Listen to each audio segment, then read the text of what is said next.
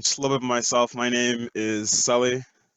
My full name is Solomon, and I'm presenting ArtiTech today. A quick introduction on everything that's going to be in these slides are who are we, what is it, what we have done, and I'll sort of give you a full cycle example, and I'll move on to future plans. Who are we? I'm going towards the end of my second year as a computer science and data science major at WSU. And I'm working with a team of four.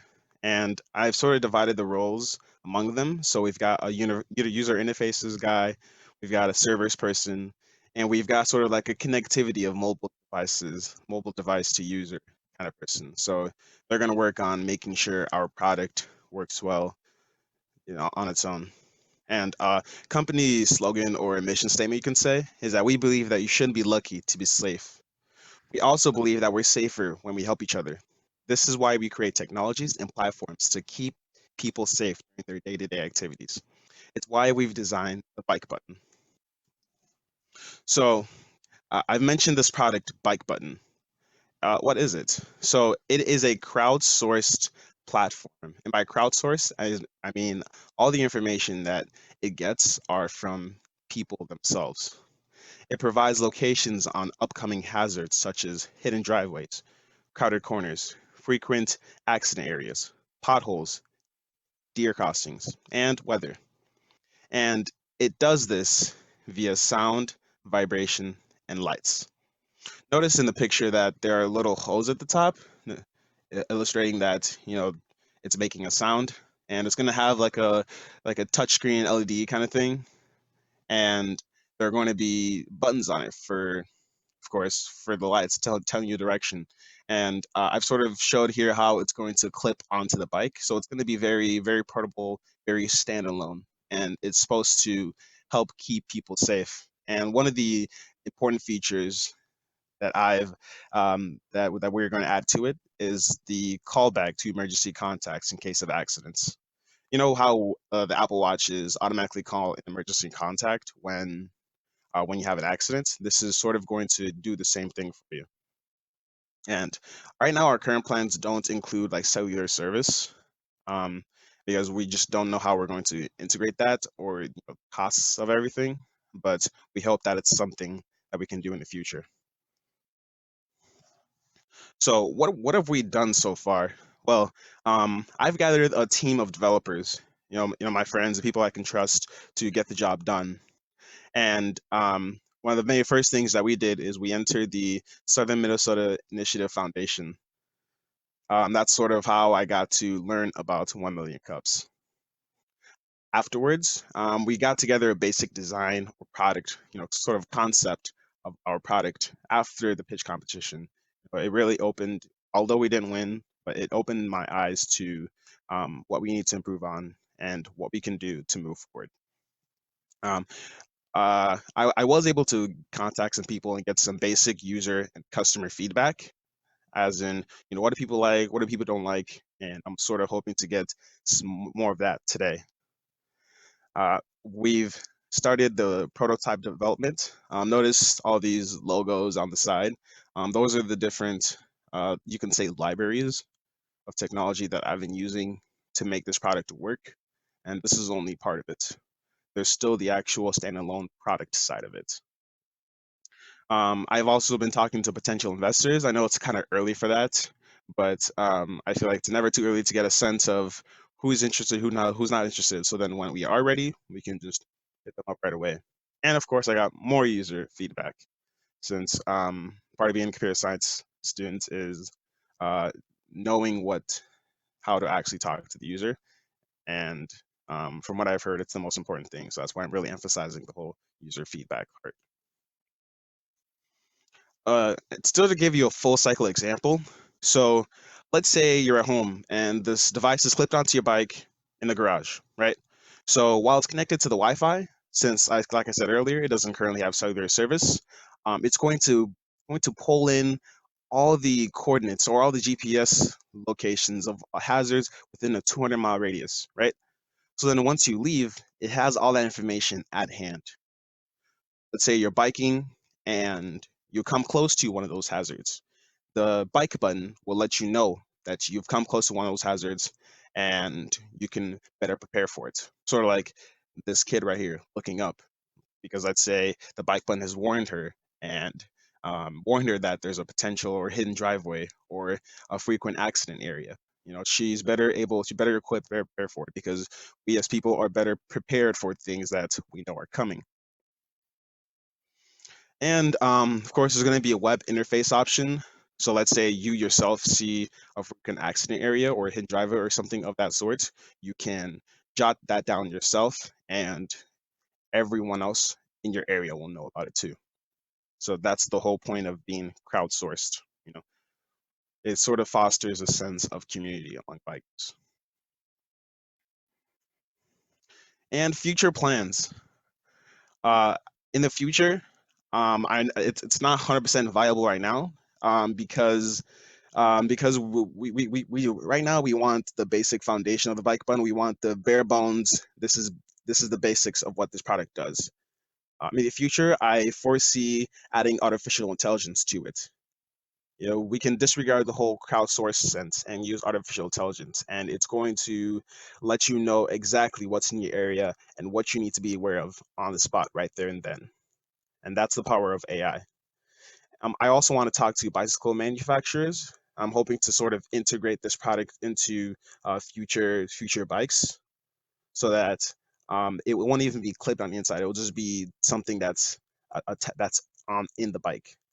Sort of be like one of those smart bikes that are out today, but it's going to have this additional feature. I'm also looking at cost efficiency.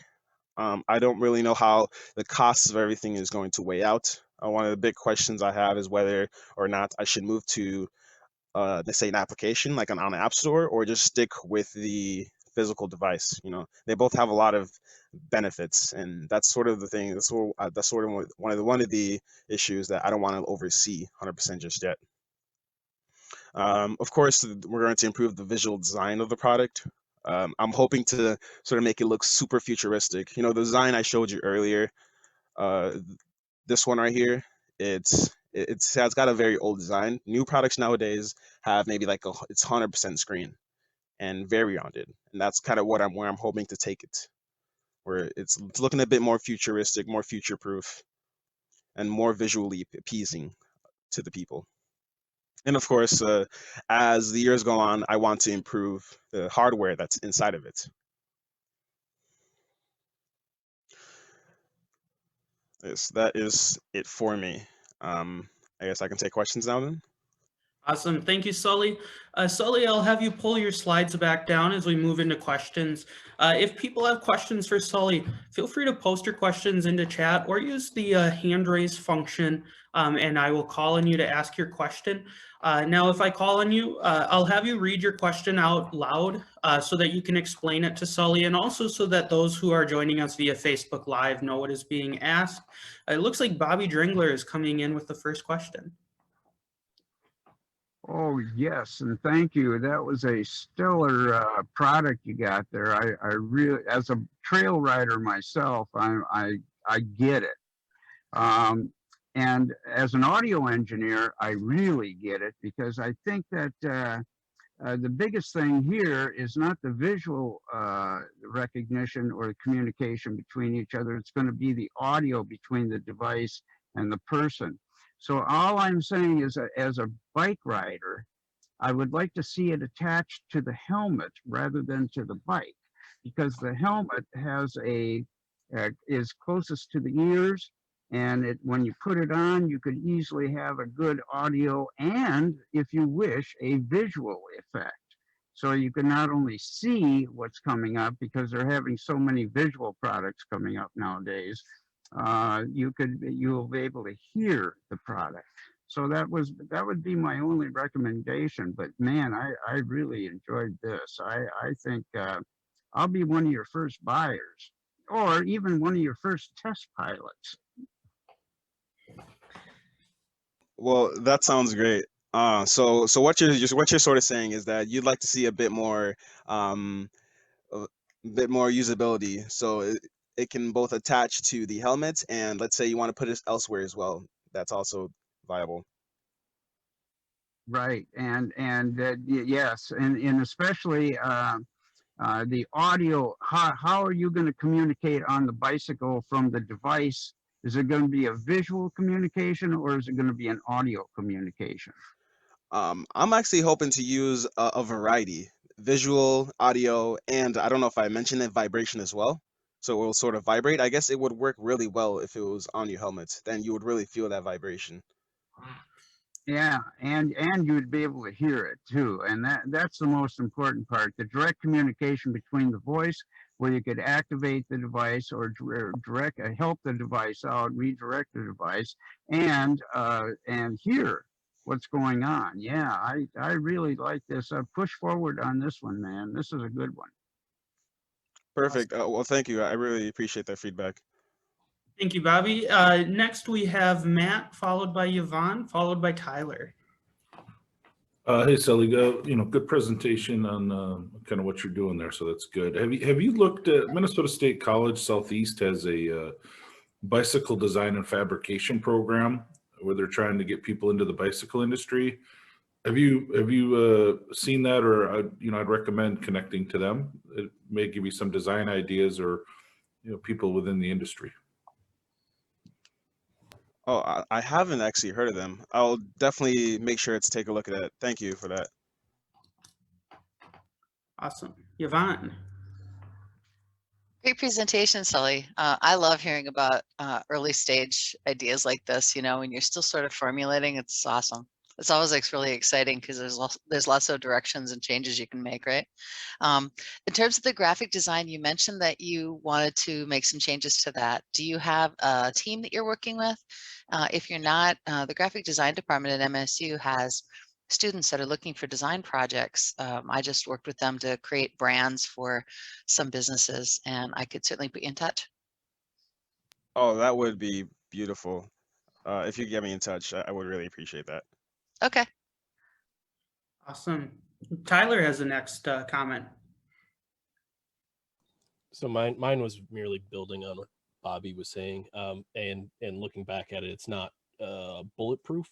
So my recommendation was having Bluetooth connectivity from the device to some sort of attached device on your head, whether it's an earbud, which is not ideal because you want to be able to hear what's going on around you, or some sort of in-helmet speaker. But the other consideration I think that needs to be taken into consideration is that there's a population of bike riders that just don't wear helmets. And so anything that attaches to a helmet also has to be able to attach to like clothing or maybe like some sort of like necklace or something that can also be worn by less than ideal safety protocols for people that ride bikes. Okay. Thank you for that. I'll certainly look into that. Bluetooth headphones. So one of the big problems, I don't know if I share with you guys, is that I want to move away from the whole phone use on the bike. That's why that's one of the reasons why I want to create the standalone device, because people are too distracted with their phones, and there are many other use cases for a phone rather than using it with your bike. We use our phones all day. Why use it on the bike ride as well? So, Sully, actually, that brings me to a question I had from, and this is a bit tied to an earlier presentation you had about being able to use the bike button instead of having a connected phone. So when I bike, I actually keep my phone in the travel case. So I can't see my phone, but I use it so that I have sound, so that it's tracking my bike ride for me. And when you had mentioned your having it connect to Wi-Fi before you leave and uploading all of the hazards, is it still possible? Is it something you're still looking at, that someone could keep it connected to their phone while they're riding to update in real time? And then the other comment you had shared in an earlier presentation was potentially looking at navigation functionality. So someone could plot out their route and use the bike button to help them navigate rather, again, than looking at a phone screen. Is that still something you're looking at? Oh, it definitely is. It for sure is. I think my earlier presentation, it was solely based on having your phone connect to the device. And I sort of saw the flaw of that because not everybody wants their phone connected to the device. Not everybody even has a phone to connect to the device. So that's definitely still something I'm looking at. I'm also looking at, like you said, plotting your routes out. That I hope to sort of integrate that into the whole like fitness plan sort of deal. So it's going to track how long you've been writing. It's going to let you be able to plot your route out so that you already know of the upcoming potential hazards and dangers even before you even go on your bike ride. Okay. Lindsay has a question.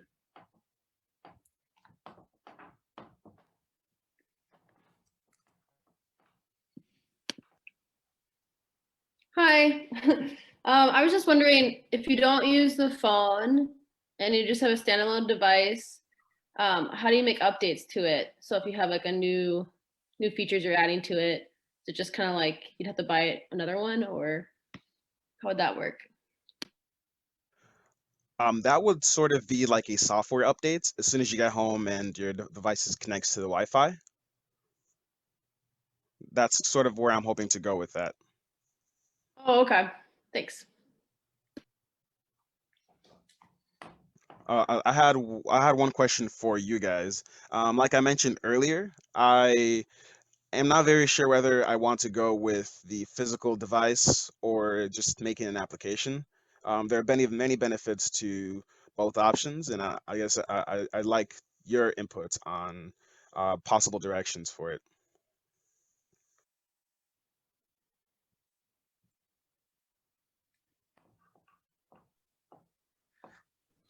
I'll give you some feedback, Sully. From my standpoint, when you start manufacturing hardware, you become a natural competitor to other hardware. If you develop an app or software, you can integrate into other manufacturers of hardware. So I would take a really strong look at that, because building an app or software that you can integrate could allow you to expand market share faster and allow people to utilize your design and your AI and everything you're talking about. Tyler has Okay. his hand raised. Oh, I was basically going to say the same thing as Matt was saying, is that the rollout would be much faster for a phone app versus physical hardware, because you're relying on people to acquire the hardware before using it, rather than just downloading it on their phone, which is hardware they already likely own. Okay, I see. One of the things you talked about, Sully, though, was that you didn't want them using their phone, right? Is that a core value thing, or is that something that you can change? That's more of a core value. Like the mission statement says, the company is solely based on safety and keeping people safe, and having your phone, like we've sort of had a stigma around our phones. We're very attached to our phones, and having that during our bike ride is not very safe. Because we can get a notification, or we could want to look something up or something, and it just adds that extra layer of like insecurity to your bike ride. So So if that's a core value and you're thinking about the software route, is there another hardware product that's very commonly used on bikes that you could put your software into? From what I've seen, there's a lot of different bike products that do a little bit of what this does. This device is sort of like a combination of all of those, just put into one device. So it feels like if you aren't going to go the route of integrating it with some other piece, like you almost need the device in order to have a vehicle for the software. okay. Looks like we have suggestions from Matt, then Nate, then Lindsay. yeah, Sully, I would look, from my stand, I have 2 young children, and they don't have phones, but I could hook something up to their bike. One would be, to me, you have a children's, like I bought them horns and stuff for their bike, a children's device, because they don't have phones, but that connects to my phone. So if they're out riding their bike and they have an issue, they could alert me. That to me would be very interesting if you want to do a device. Okay. And I was actually looking at that when I was talking to somebody else. They said something very similar to what you said, and parental features and functionality like that would be, he said, would be huge. And it's kind of just confirming that with you saying it again. Nate. All right. So I was thinking, obviously you don't want to compromise your core values or anything else like that, but maybe you could design the software so that you wouldn't get any notifications or anything else like that. That'd be a distraction until you had been idle for X amount of time. So maybe being idle for 2 minutes indicates that somebody has stopped, and then the notifications can come in. Where, once again, safety would be at the forefront of it, but at the same time, you are still using hardware that is readily available. And yeah, it can get out there quicker. I guess that's all I got. Thank you. Yeah. Well, thank you. Lindsay, and then Yvonne. I think a standalone device is fine. Like, it's nice not to have to bring your phone. I think something that's wearable would be nice. If you think about like an Apple Watch, like people do a ton of stuff on there, and it's just on their wrist. So if it was me and I was going biking, it'd be something that I really want it to be light, not clunky. Maybe I could throw it in my, I don't know if it's audio. I don't know. I think maybe more of a wearable, but that's just me. Okay, so you're saying it's something that you'd be interested in if it was, if it was wearable, something that's nice and easy to put on. Yeah, because sometimes when you're attaching it, I don't know, if you attach it to the bike, like I would just be like, okay, how easy is it? Is it change how you attach to it based on the type of bike? Like, because sometimes people are just like, just want to go. They don't want to like hook something up. They just want to go. I guess if you can leave it on there, then it's like you put it on once and it's done. So it kind of depends on like, do you take it off and put it on a lot, or kind of that whole function? I was thinking somewhere along the lines of a strap. Maybe the way we put the strap on is going to be specifically designed for bikes, and it's going to be nice and easy to put on, and you usually just leave it on. Was my intent for that. Okay.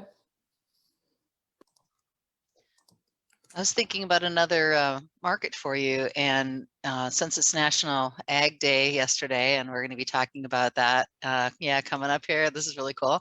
I just wanted to suggest the possibility. Think about folks who are out in rural areas, live in the country, ATVs, small tractors, small, vehicles that they're driving out a distance away from home. Phone might be dead, and accidents are actually a fairly common thing that happens. It's actually a very hazardous thing to be a farmer. From what I understand, there's accidents, little things that can happen. You fall or need something. Maybe this could be a possible product that could attach to ATVs or small tractors for the agricultural community.